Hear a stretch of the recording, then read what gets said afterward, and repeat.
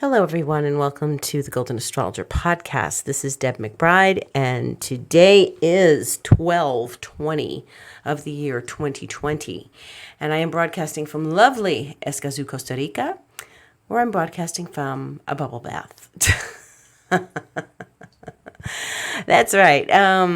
It kind of has that sound, right? And why am I broadcasting from a bubble bath? Because it has been a hell of a week, and everybody needs a bubble bath. Everybody needs a soak in the tub. Maybe you have access to a hot tub. Even better, go in the hot tub. Go to a spa, do something, because the last week has been crazy. And, it was the eclipse, yes, but the energy hung over into the week. So I've talked to numerous people, obviously, throughout my week, and friends and clients alike definitely were having quite a time. And I had quite a time. There were some things, unsavory things that happened that were unnecessary. And there were some things that I felt while Saturn was on the verge of going into Aquarius from Capricorn, that, sort of the ugly stuff rose out of the garden, or not out of the garden really specifically, but it burrowed its way under the house and tunneled its way through and came up and greeted us on the front lawn. So there was part of that. And then, as Jupiter was going into Aquarius yesterday, I felt similar things going on, like other irritable things coming on as Saturn and Jupiter, each in their turn, left Capricorn, went into Aquarius. So it was like this snarl of tension that happened as Saturn individually and then Jupiter on its own individually left Capricorn. So it was like ugh, there were some really unfortunate things. And when I say unfortunate, I don't mean no one that I know died. No one that I know was really seriously injured or anything. They were just like a spit in the face or an aggravation. That's what last week felt like. And so we move on to the next week. And this next week is the big one. Deb, you said that last week. It was. And I'm hoping this is a calmer week in that respect, because Saturn and Jupiter technically have been on and off conjunct for months, but really the big exact conjunction of Saturn and Jupiter occurs tomorrow at 1:21 p.m. Eastern Time. And the weird thing for me is that I'm currently in Central Time, so it's 12:21 tomorrow, and it occurs at 12:21 for me and anyone else in the Central Standard Time Zone. So there's something to that. In any event, this has been a rough week. I think, people told me they did stay in bed. People told me that they were really happy that I said, stay in bed. And I myself did not follow enough of my own advice and didn't start staying in bed until, yesterday. And then I couldn't move. I had to go back to bed in the middle of the afternoon because it was just so tumultuous and the energy was too strong, and it was just too much. And, I still had to run errands. I still had to prepare things. I still had to, get up and go to the farmer's market today and all. And I still had other things to handle.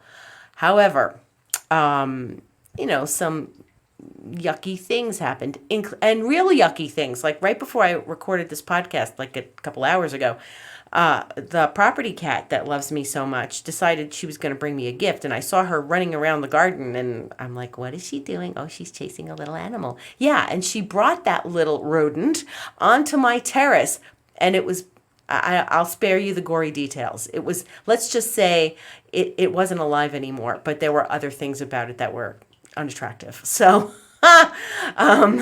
it was like, she's so proud of herself. And I'm like, good kitty, good girl, but, it's just sort of it's the way the year's been, like kind of chewed up and spit out, Yeah. So onward to the winter solstice, which happens in the northern hemisphere. And this occurs at, 5:03 a.m. and 5:03 a.m. is when the sun enters Capricorn, Eastern Standard Time. So as the sun enters Capricorn, it reaches the 0 degrees of the cardinal axis, and this is absolutely the start of winter in the northern hemisphere and summer in the southern hemisphere. And it is the start of a new cardinal season, a new section of the zodiac. And this is the last section of the zodiac.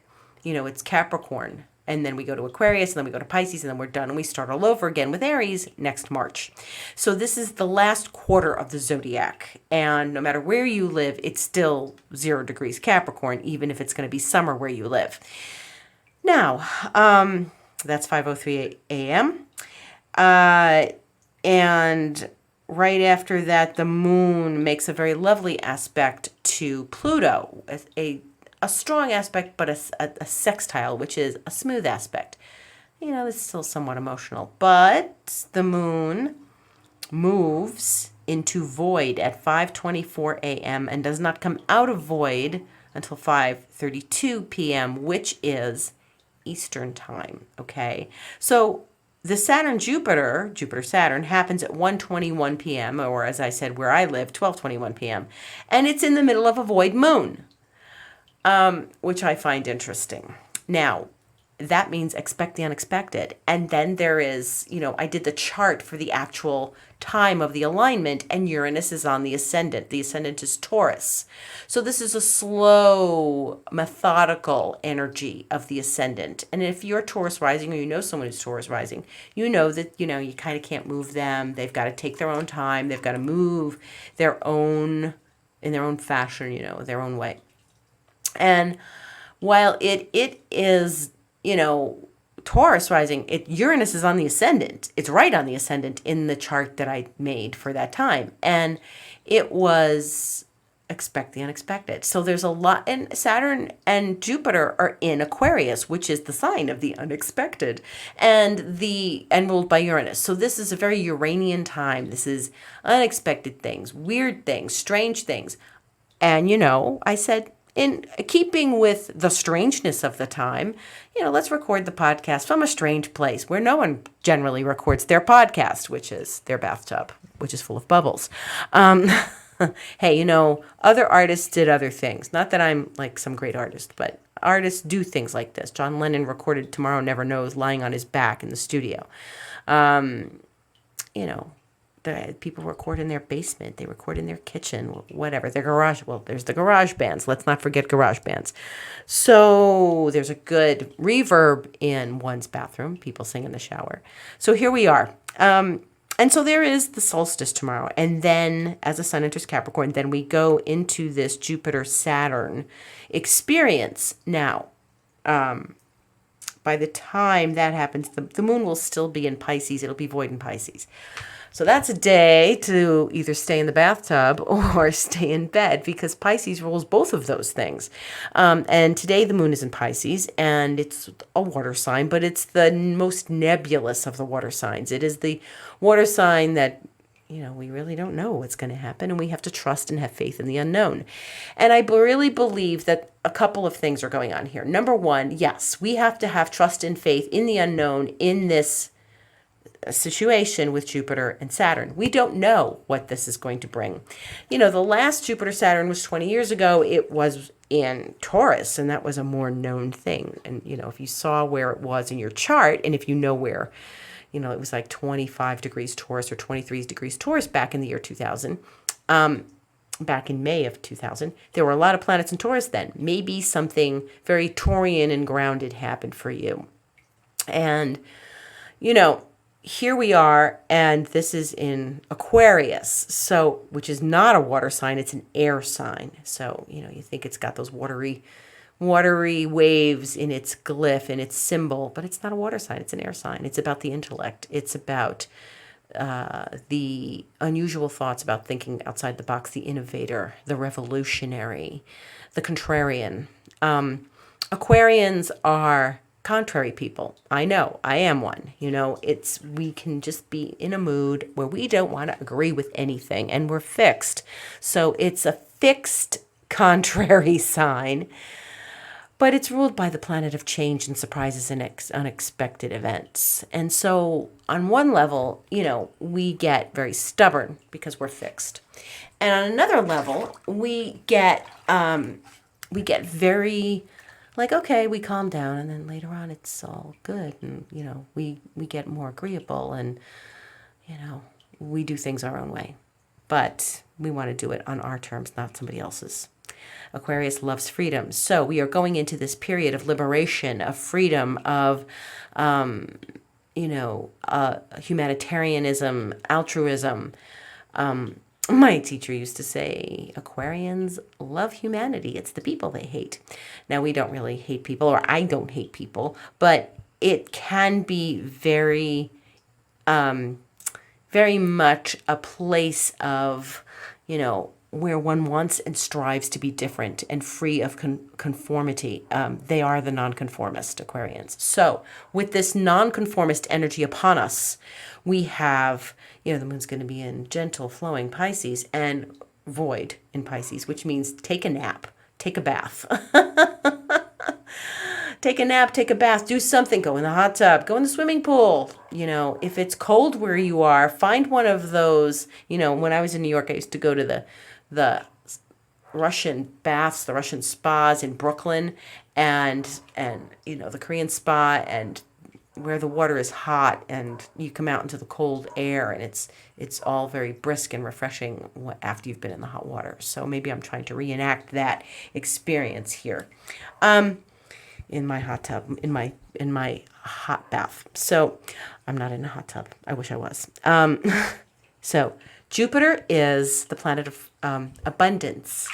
It is the planet of great fortune, and it is a planet of expansion and philosophy and justice and the experience of justice and wanting justice for liberty and justice for all. That's very Aquarian. Liberty and justice for all. The moon of the United States chart is in Aquarius. So that liberty and justice for all thing really did pertain to the experience of, the United States coming to be.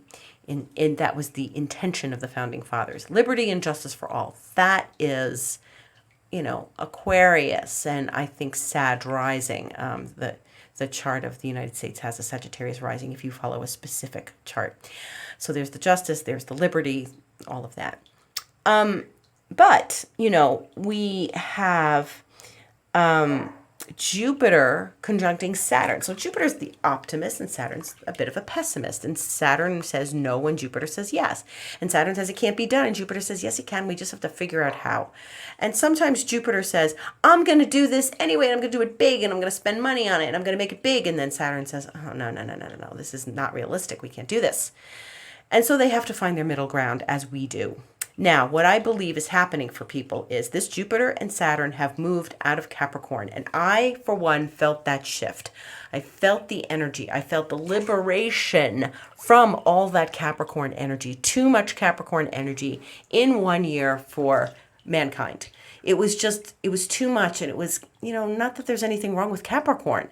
It's great. It gets us moving. It gets us motivated and make sure we adhere to a schedule and a commitment and where we are focused. Without Capricorn, we're not focused. Without Saturn, we're not focused. And so one of the things that happens is that it probably overdoes itself a bit. We had 3 big planets there. It's not like, the sun and Mercury are flying through there and the moon's just zipping through Capricorn. It's not.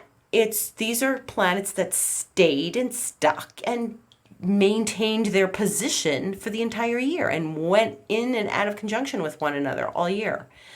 And this was complicated. And now that 2 have left, they have created a new signature in the sky. There's a new planetary picture. Jupiter and Saturn are no longer with Pluto. Boom, done.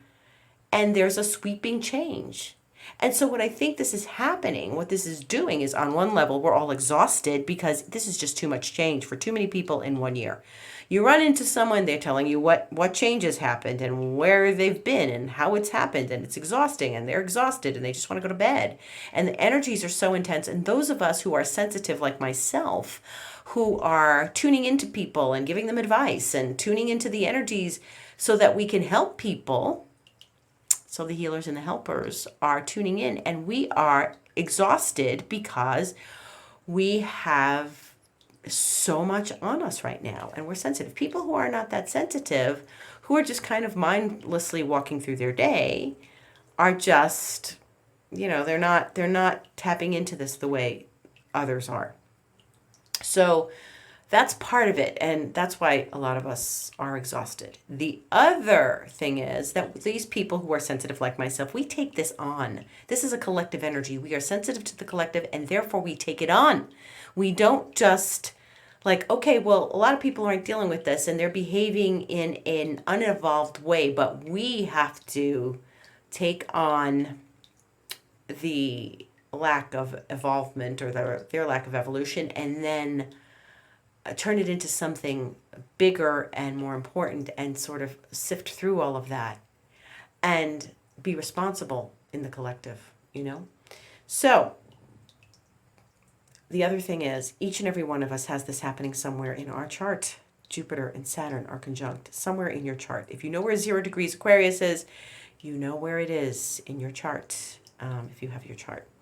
So I have felt that Jupiter and Saturn are a sweeping change where they are sitting. Meaning, you've done it all, you've been through the muck and mire, and we all have muck and mire in our lives. We all do. Each and every one of us. But this is a breath of fresh air. And it still feels heavy. It still feels intense because it's Jupiter and Saturn conjuncting for the first time in 20 years. But what's really going on is wherever it's landing in your chart, you are fed up and done and have had it, and you are not going back. And you're not going back. And, Jupiter will go back to Capricorn in 12, 13 years, but that's not the point. It's not going to be there with Pluto and Saturn. It's not. Those planets will not be there at the same time. The three of them, that was a historical event. And now part of it is finished. Jupiter and Saturn have left. And we have all had it. We've had it with the COVID. We've had it with the restrictions. We've had it with the rules. We've had it with people behaving a certain way during this time. People have behaved oddly during this time. Some people believe it. Some people don't. Some people believe a conspiracy. Some people think that the government's out to get them. Some people think that there is a virus they should be afraid of. Oh my God, I can't leave. I can't leave. I can't leave the house. So there's extremes. Pluto is extremes. When there's 3 planets in one sign like that for all year, there's extremes. And so there's all sorts of extremes, and they come from all different roots. It depends on the person and their history and their life. But each and every one of us has been through something this year and have worked something out, and we're said, you know what? I'm tired of this story. I'm not telling this story anymore. I'm not telling this story anymore. I'm not living the story anymore. And something new is knocking at your door. Something beautiful and new and Aquarian-like, meaning giving you freedom, giving you the ability to say, you know what? I'm free of what just happened. I'm free of this year. Now, that doesn't mean the pandemic is over. It just means I know how to handle something differently than I've handled it before. I've been respectful and polite. That's Capricorn, respectful and polite, very respectful, following the rules. And when something happens that shakes you out of that, like Aquarius, you say, you know what? Enough respect, enough politeness. I'm doing something different here, and I'm free. Some of us have come to the conclusion about the area of the chart where this has landed. Some of us have come to the conclusion that that is no longer a place in our lives where we need to keep going back for the same old story. So what we're doing is we're releasing ourselves from the Capricornian story that we have lived through in this year. It brought up all sorts of stuff for us, all sorts of stuff. It doesn't mean it's specifically about the pandemic, but what played out in your life in the Capricorn house. where it's now going into Aquarius. What played out?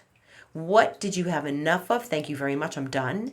And you are exhausted from the challenge. You're exhausted from the changes. You're exhausted from this intense energy. And you just want to go lie on the beach or lie in your bed or get into a bubble bath.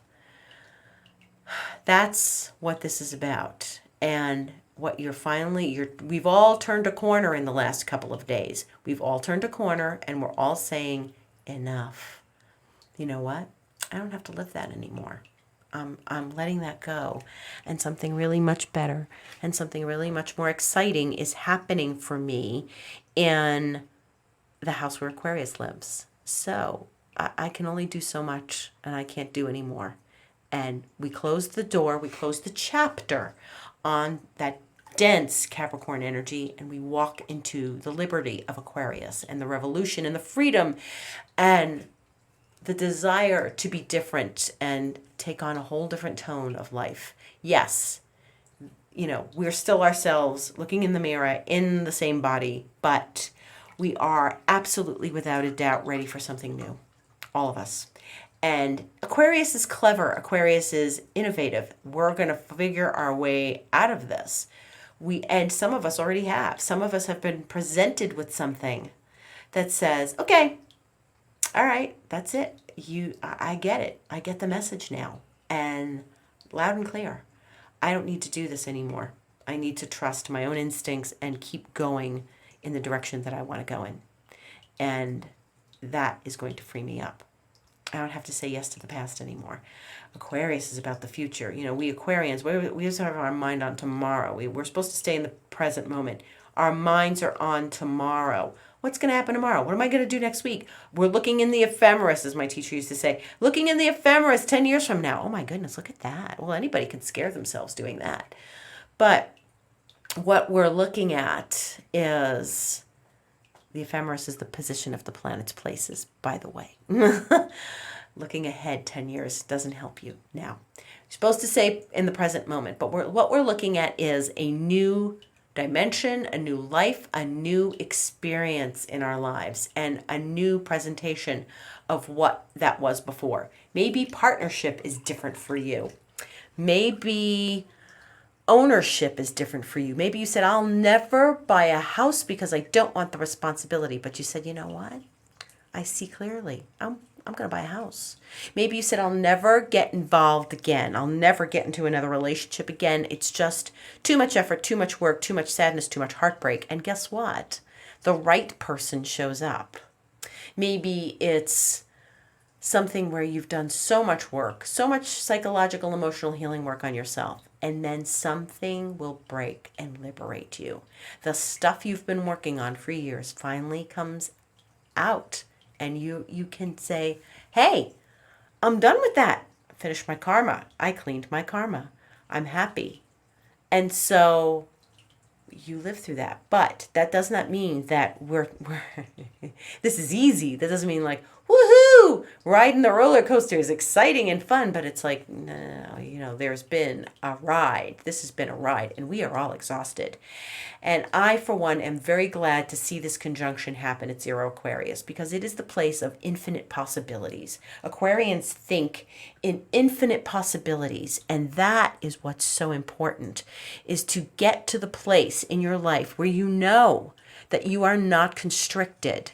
Saturn is a lot of constriction, especially in its own sign of Capricorn. Now it goes into Aquarius where it co-rules. And now we can find the lack of constriction, the place of freedom. Commitment brings freedom. Yeah. You may think, oh no, I don't want to commit to that. I don't want to commit to buying a house. It's too much responsibility. But you realize that you're free of restrictions in the building you live in. You're free of, noisy neighbors in the apartment next door. You're free of a lot of things. You have other responsibilities. You got to mow the lawn. You got to fix the roof. But it's yours and you own it. And that's my point. It's about leaving behind something and opening the door to something new and innovative and really leaving behind something huge.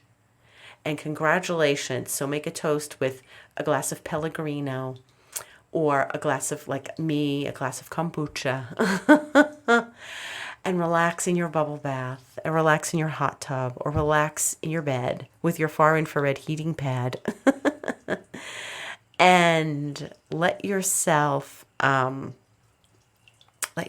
enjoy the new moment. There is a new moment. I felt it. I felt that shift. But I'm still exhausted, and we are still exhausted from all this year, and this whole Capricorn alignment has been exhausting. So, use this holiday season. If you've got time off, use it. Be aware of the time off, and just like watch a movie and do something fun for yourself, and take some sort of break. Take a break. We all need it, So in addition to the Jupiter conjunct Saturn at 1:21 Eastern Time tomorrow, Wednesday, Mars squares Pluto at 9:44 a.m. Eastern Time. If you're having your morning coffee on the East Coast, you are getting Mars and Pluto. And what does that mean? Well, remember back in August when the planet Mars was in Aries, and it was at the end of Aries, and it started squaring Pluto and Jupiter and Saturn. And then it kind of left all throughout August into September. Then it left in September. At the end of September, it started Saturn, then Jupiter, then Pluto, squaring them all. This by transit because it went retrograde in September. This now means that Mars is passing the point where it was back in August. And whatever you went through in August, September, and a hint of October, you go through again for the last time, and you release it and let it go. So the Mars square Pluto is really, really the end of that stuff that you went through in August, the trials and tribulations you had in August and September. We're moving past that this Wednesday. So it's all one big ball of change. So it's still still might be an exhausting week. So, but this is the beginning. So Mars is in Aries, Pluto is still in Capricorn. It will be there for another few years. But again, remember, Jupiter and Saturn have left the sign. So Mars isn't doing what it did in August. It's not doing what it did in September or October. It's leaving Saturn and Jupiter alone because they are in Aquarius now.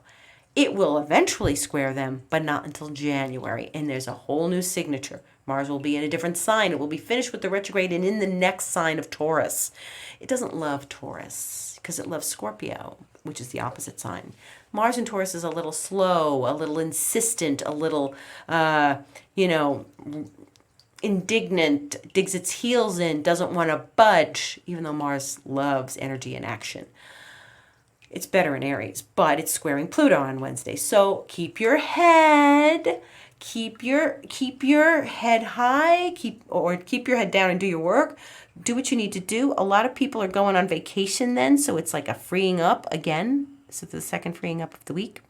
And that is going to feel a whole lot better, In addition, Mercury changed signs today at 6:08 p.m. Eastern Time. It was Mercury going into Capricorn, and it's left Sagittarius. It's now in Capricorn, so it's going to eventually hit Pluto and stuff, but it's not going to hit no more planets, 3-planet alignment, no more moon smacking into all three of them as it goes into a cardinal sign. And any planet, a cardinal sign, as the sun goes into Capricorn tomorrow and Mercury went in today, they're not going to smack into 3 planets anymore. Yay. That was a year ago. No more. Over. Finished. So now we all can get up to a new day and a new beginning. And it's a new experience. And Mercury makes a very nice relationship to Uranus on Christmas Day. So you might get a surprise phone call from a friend who you haven't heard from wishing you a Merry Christmas. It's a very sweet, nice, flowing aspect. It's a trine. Other than that, the moon is void all day tomorrow, 12 hours until 5:30 p.m. Eastern Time. It will then go into the sign of Aries. It will be in Aries Tuesday. Wednesday, it goes void at 5:51 p.m., is void for 12 hours, goes into the sign of Taurus at 5:55 a.m. Thursday morning, Christmas Eve. The moon is busy. It's pretty festive that day. It makes good aspects, except for the square to Saturn and the square to Jupiter, because it will be finished with Aries and now in Taurus. And so we'll get a little taste of what that's like. The first square to those planets as they are in Aquarius occurs on Christmas Eve, but early in the morning, depends on what time you get up on Christmas Eve. 7:31 and then 8:10 are the aspects Eastern time.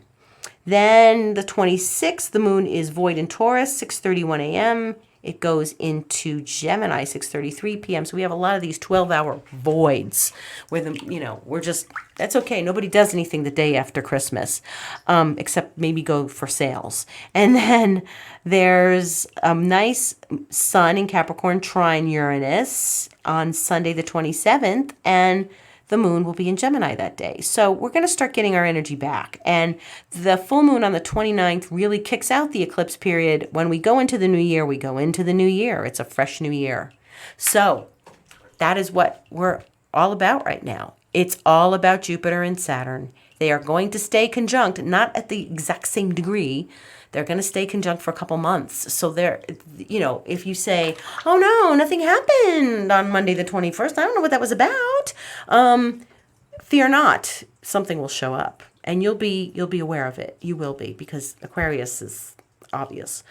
It's not some subtle, it's not some Piscean, ooh, I felt that wave. Yeah, it's Aquarius. It's you will know, you will have the knowledge.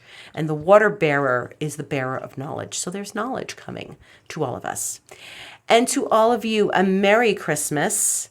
And thank you for listening. Gratitude to all of you. Have gratitude for your life right now. Have gratitude for this lovely holiday we're supposed to celebrate, about joy.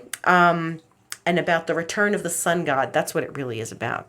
The solstice is sort of the death of the sun god. A few days later, he comes back because the days start getting longer in the northern hemisphere after the shortest day of the year, which is tomorrow. So, happy holidays. Enjoy your lovely Christmas. Enjoy your happy Jupiter, Saturn, and Aquarius.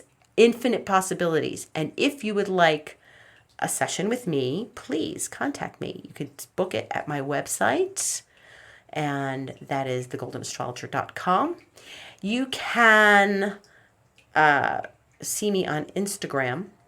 I'm the Golden Astrologer there as well, and on Twitter at Deb Astrology. My podcast is every Sunday, and I wish you a Merry Christmas, and I will see you before New Year's, and enjoy the week and the Jupiter Saturn. Thanks for listening. All gratitude to you.